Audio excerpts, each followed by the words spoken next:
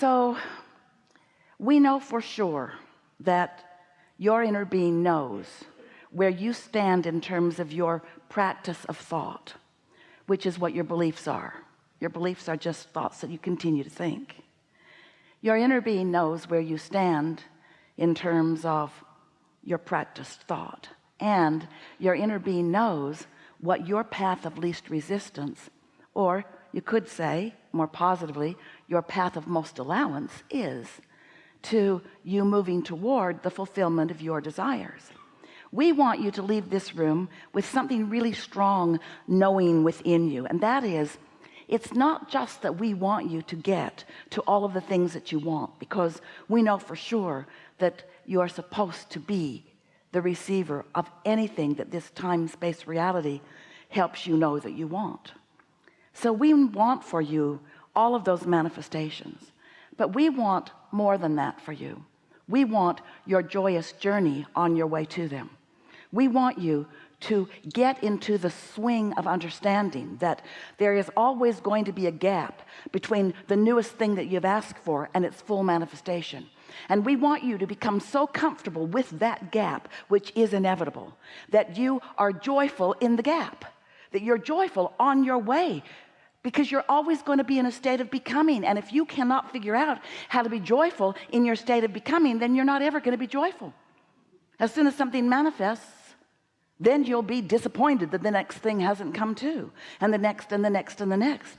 You just got to find a way to be in sync with your inner being, who is joyful in your journey, because your journey is the journey of your inner being.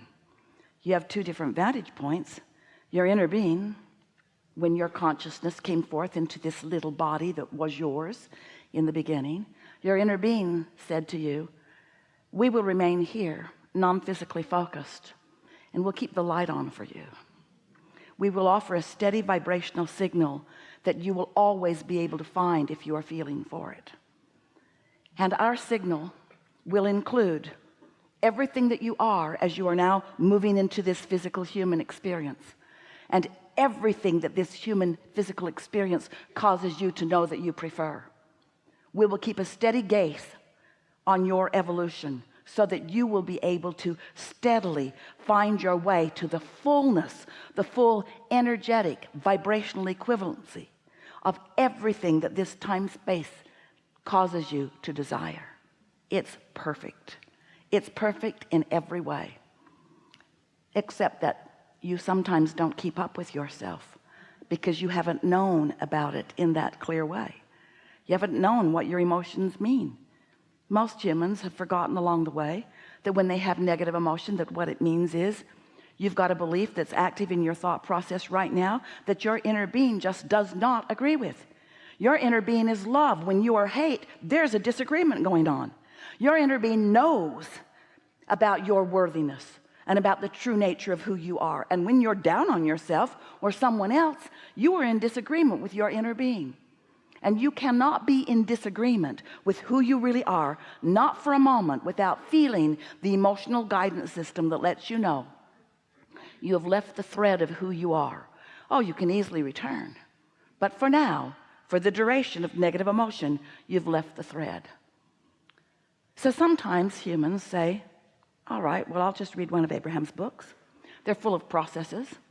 Abraham says, when you know what you don't want, you know what you do want. So when you find yourself feeling negative emotion, just focus upon what you want. And we say, yes, do that. We've enjoyed this interaction immensely. But law of attraction doesn't let you flip that easily, because law of attraction is feeding back to you the vibrational things that are a vibrational match to the vibration that you've got going on. And so if you've believed something for a while, then you can't all of a sudden just believe something differently. Law of attraction won't let you. You'd get whiplash anyway. That's not a good idea. Humans think they would like quantum leaps like that, but you don't want quantum leaps like that. The other day, Esther was in Del Mar. We've been telling this story, but it's the best story we've got going on right now to help you know what we just explained to you. She was in Del Mar, hadn't been there in months, sitting at her house, looking out in the direction of where the ocean should be at her desk, but she could no longer see the ocean because the bushes had grown in. Her gardeners came later that day and she said, would you please trim my bushes? I'm blocking my own view. They said, we will. There might be some trees down in the ravine that might be part of the problem, however. And Esther said, I only own half the ravine. We can't cut anything unless it's on my property. They said, well, we'll take care of it. We'll just lace it out. We'll get you your view back. And Esther said, thanks very much. And off Esther went to lunch and then shopping with a friend. She was gone for several hours. And when she came back, she walked across her deck and the ocean was back. She was so glad to see it. And then she saw something that made her gasp. Off a ways from her property, up on the side of the hillside, very close to a neighbor's property, were two big tree stumps cut all the way to the ground. And Esther thought, oh, how could they have misunderstood me? I thought I was so clear. And then she suffered over it because trees matter and it was a big deal and they were big trees and they were gone.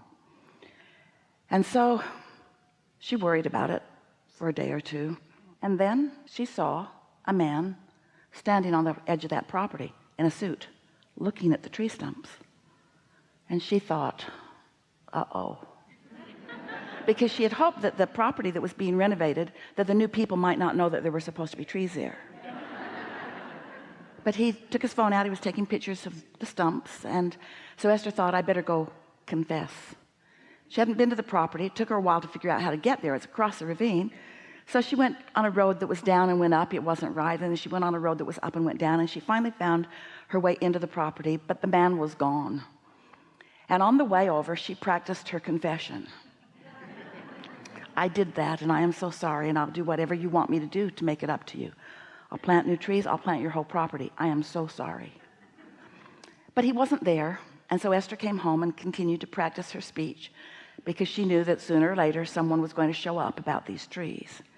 And then the next day she went to lunch with her friend again. And when they came back, she said, let me show you what I did. And they walked out to the edge of the property. She said, see those stumps over there? I did that. And he said, Esther, your gardeners didn't cut those trees down. Where's the debris? Why isn't the hillside all torn up? And Esther thought, oh, yeah, where's the debris? Why isn't the hillside all cut? And then they walked out to the edge and they looked up closer to Esther's property, and there was a very small little tree trunk there with all the debris from the tree all laying at its base. And Esther thought, there must be all kinds of other stupid things that I believe that can't possibly be true. It shocked her. The circumstantial evidence made her believe that she had been responsible for that. Something that was completely, utterly not logical. It would have taken a helicopter. They would have had to sawed it off at the bottom, put a rope on it, and just carried it all off in one piece. That would have been the only way that that could have happened. But Esther was so ready to believe that she had done that she couldn't even be rational about it. And she thought, there are other things that I have going on that are just as irrational as that. And we say, it's true of all of you. You've picked up circumstantial evidence along the way. Some things you didn't even live. Your family or somebody just told you about it. Sometimes it's folklore. Sometimes it's things you're hearing on television. Sometimes it's things that people are completely making up and just saying to you so often that after a while, it's just easier for you to accept it than it is for you to find a rational thought about it. In other words, there are all kinds of things that you believe that are not true, but more important, are not in vibrational alignment with who you really are and what you really know. And that's really what we want to talk about with you. We want to help you get into sync with who you are, because we want you to live happily ever after. We want you to be happy ever after, not just miserable, miserable, miserable, miserable, and occasionally finding something to be happy about. We want you to be happy, not just ever after, always after. Always after, always after, always after now, always after now, always after now, during and after now. Always, during and after now, we want you to be happy. And we know for sure that you can be, because your inner being is.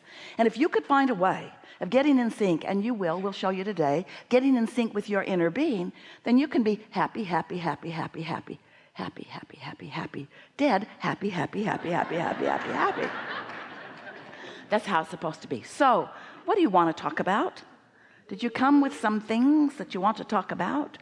You did. You did. Oh, there's a lot of trouble in this room. No, it's going to be a wonderful day. Just relax. Try to be happy even if you're not in the hot seat. And if you're annoyed at whoever is in the hot seat, it's not working for you. It's not working for you. Begin right here.